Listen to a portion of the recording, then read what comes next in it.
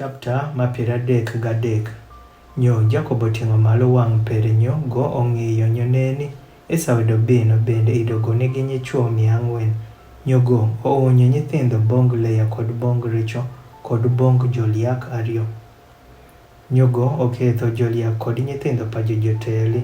Nyo Leya kod nyithindo pere amoluwo jo.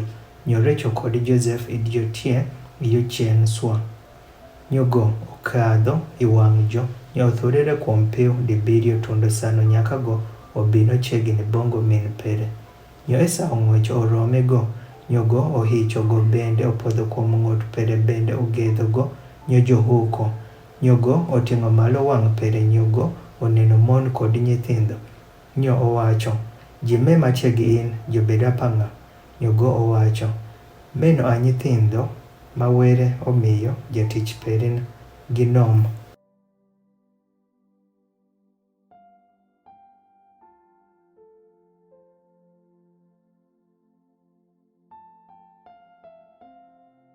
Onyo Joliak jobino chiegni jo kod nyithindo pajo nyo jothurere. Nyo Leya bende gi nyithindo pere obino chiegni nyo othurere. Nyo molung' obedo Joseph mobino chiegni kod Recho nyo jothurere. Nyogo owacho gik piny cha. Je ma atieko romo obedo gi nang'o. Nyogo owacho, adhiro rin gino ni anwang'i nom iswat pajat paran. Nyo Esau owacho, an gi kweth gik piny maromo omin paran.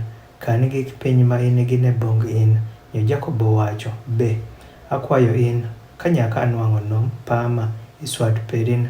Onyo limi mich paran wuok chieng' paran.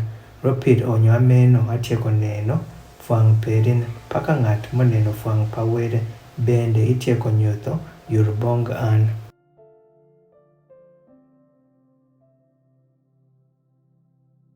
Teri akwayo in silwany paran mokel bongin ropir were amotego gi nom bongan bende ropir an gi kweth maromo. Nyogo okwaso go.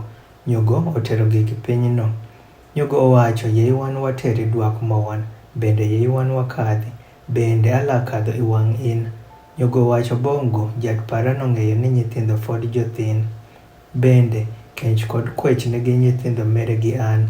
Nyo ka nyichuo jola gweso kench indelo achiel kench jilatho. Yei jat paran akwayo in ikadh iwang' jatich perin. Nyo ala kadho moth paka dhok inyalo riyo iwang' an kod nyithindo. Tundo sano atieko bino bong jat paran Isaya. Nyo Esau owacho, yei an pama aweyi gi in ji moro wuoki ji matie gi an. Bende go owacho, ang'o ma imito? Yei an anwang'i nom iswat pajat paran.